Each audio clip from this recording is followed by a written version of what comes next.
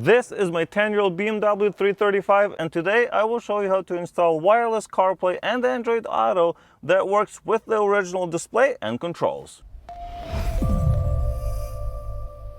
Alright guys, so let's take a closer look at what unit I'm actually installing, and I'll talk a little bit about what version you may need when ordering yours. So I've picked the JoyeAuto version just because they have some extra features that I like. But of course it supports CarPlay, Android Auto, media, so you can play videos and stuff from a flash drive, mirroring, so you can do AirPlay, which is awesome, so you can play videos directly. And what I really like is that you can add like a 360 camera or a front or rear cameras to this device, and it can do a DVR as well.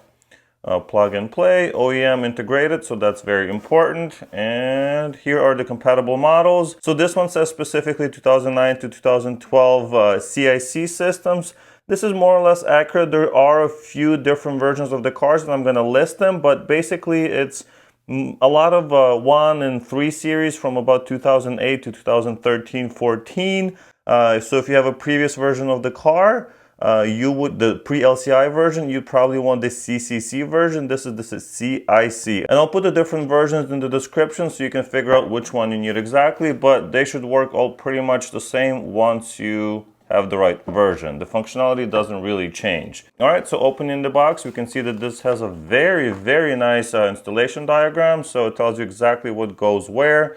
And of course, it shows you how to turn it on, how to restart it. And it will be integrated into your steering wheel controls and the iDrive as well. So that's very nice. Few dip switches that will tell it, which vehicle you have, which screen size you have. And of course, if you have the original camera or if you're going to put an aftermarket one. If you want the reverse guidelines and a bunch of other stuff. So this does have that functionality, but I'll show you how to configure all of this on the actual car. All right, what's next? We have some QC stickers and the actual device. So this looks very well made. I've purchased some very cheap ones off AliExpress before and eBay, and they work, but I don't think they're going to be as good as this. But looking at some inputs and outputs, we have the LCD in. So this is where the head unit connection is going to go to, and then from this port it's going to go to the actual screen. So head unit in, and then output to the screen. We have the mic, so you got your main power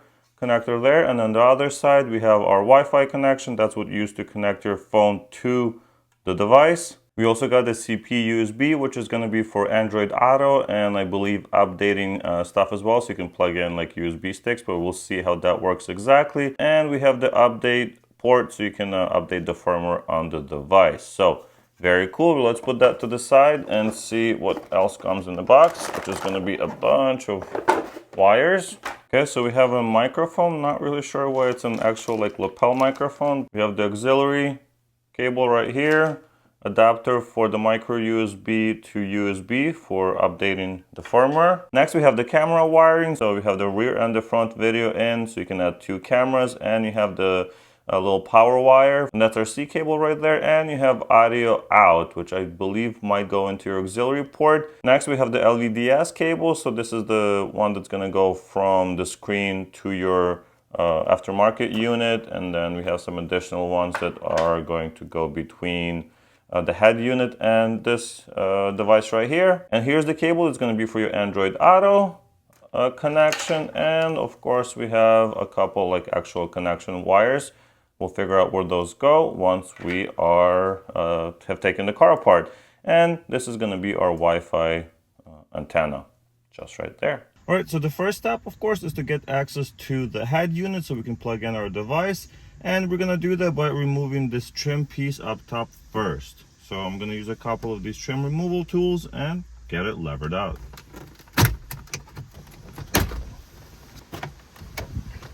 There are a couple of clips in the back here. For some reason they're very difficult to get to. There it is.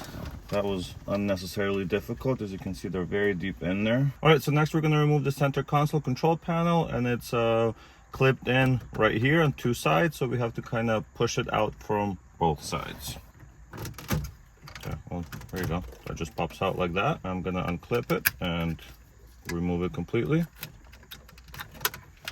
To remove the actual CIC system, which is going to be this big thing right here, we have to remove this panel, and that's clipped in by 7 clips. There's gonna be 1, 2, 3, and then 1, 2, 3, and then another one in the center. So we have to be careful not to break any of them, of course, and get it removed.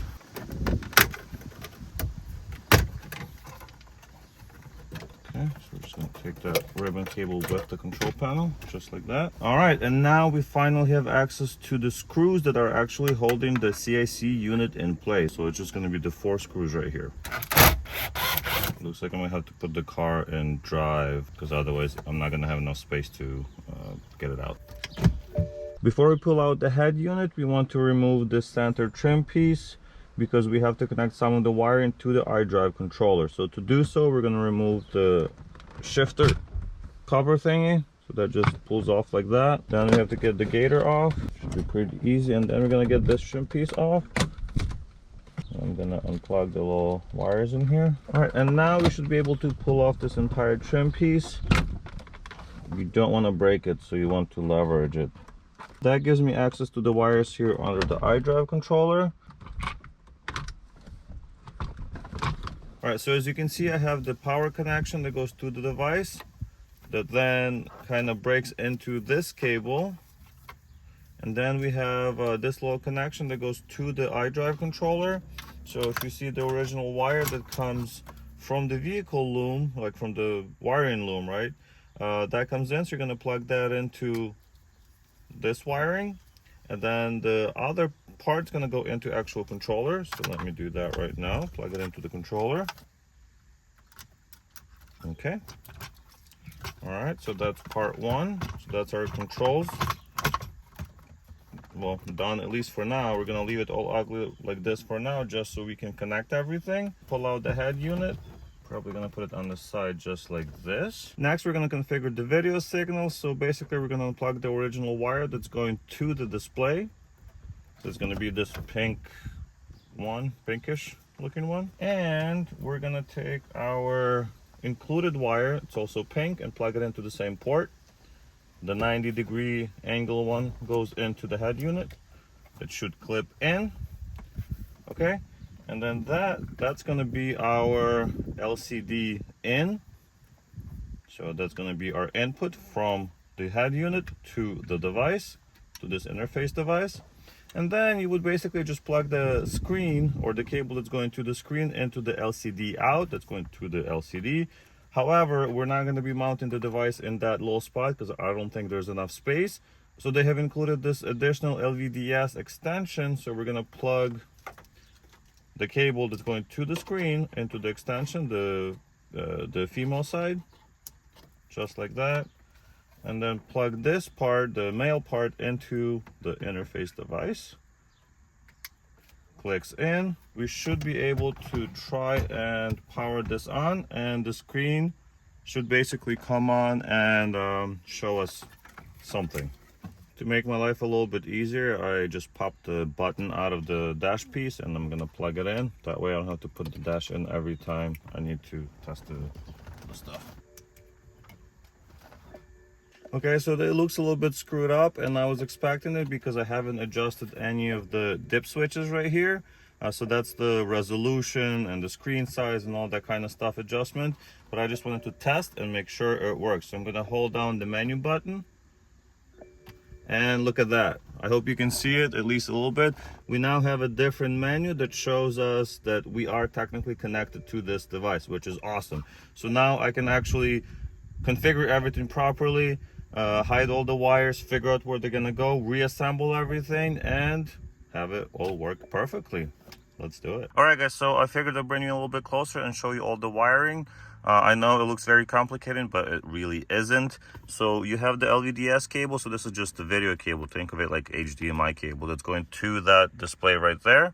So we're going to plug that into the extension wire that goes all the way to the LCD out, because we are outputting to the display.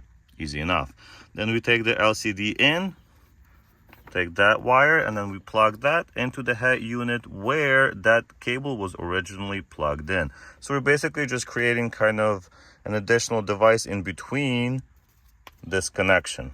I've connected the Wi-Fi load dongle, and I'll connect the USB and the auxiliary audio output in just a minute. But then we have the power.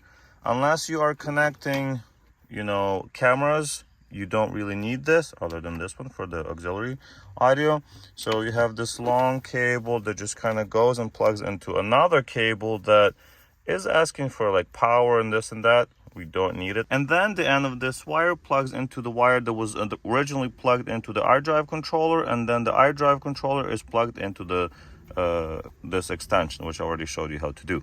And that's basically it. That's the basic connection for this entire setup. Of course, we're going to have to add the microphone if you want to use that feature, and the audio output, and plug it into here in the auxiliary output or input, and that's it. Next, I'm just going to plug in all the devices that I'm actually going to be using, which is the USB cable. This is for Android Auto, and of course, you know, playing your own music and stuff like that. Next, we're going to plug in the auxiliary cable.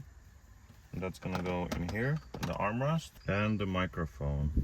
So the microphone, ideally, you're gonna route it all the way to somewhere over here where it can easily pick up people talking. So I think the best place for me to put this thing is right behind this plastic right here.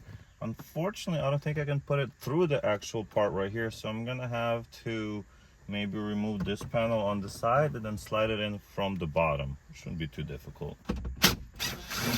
So I do see access to where I want to put the actual device. It's gonna go under the glove box. One thing we need to do before actually hiding the device is configure the dip switches. So I have the E series with the 8.8-inch display. So the dip switches should be on, off, on. So 1, 2, 3, on, off, on. Reverse guidelines off because we do not have a camera, so we are gonna have 4 on. And then for 8, original camera, aftermarket camera, so we're gonna put on off because we do not have either of the cameras. Okay, that should work better, but I will test it, of course, before I hide it completely.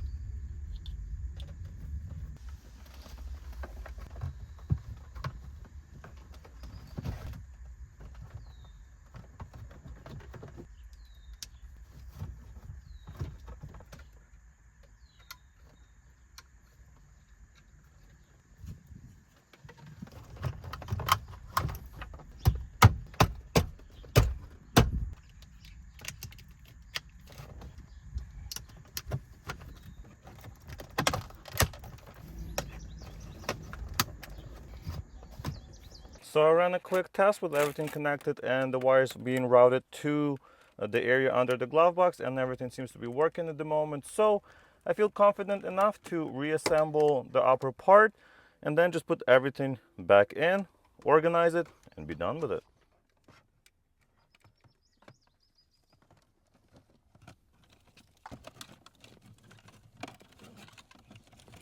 The great thing about wiring it here is that I can always just easily pull it down and add my cameras, add whatever else I want.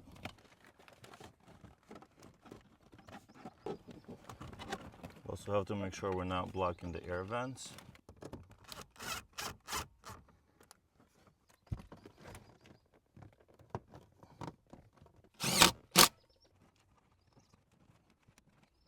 And this USB cable, since I'm not going to use it very much, I don't have an Android phone, I'm just going to hide it right there where I can easily pull it out when I need it. Alright guys, so it's been a few days now and I've had a chance to drive around with the unit installed. It has worked perfectly each time, and my phone was connected by the time I put the car in reverse.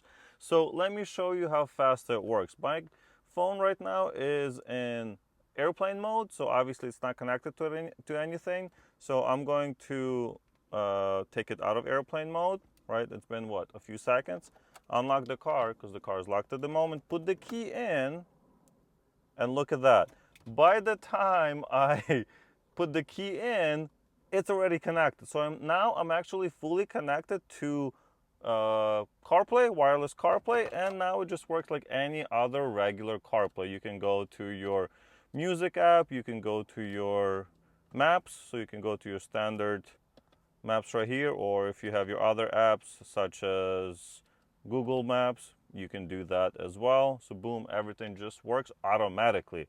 You can, of course, you have your, other apps if you like Spotify, so you can go to Spotify, and you can go to library and playlist and things like that and just play music. Of course, I can't play it on here because I'll get a copyright strike. You can do the split screen. Very easy to use, just as you would expect in any other car with CarPlay. And of course, you can just switch back to the BMW system if you like by holding menu. So you hold it for about 3 seconds and it takes you to your standard BMW menu. So you can go to your vehicle info and everything else. And then if you hold the menu button for 3 more seconds, it takes you back to the CarPlay. And that's it. Now if we go back to the CarPlay menu, you see there's a BMW icon here. So if you go to that, you're going to go into the options for the actual module. And here you have options to connect to USB, card, Android. Of course, if you have those things configured, I'm only using CarPlay.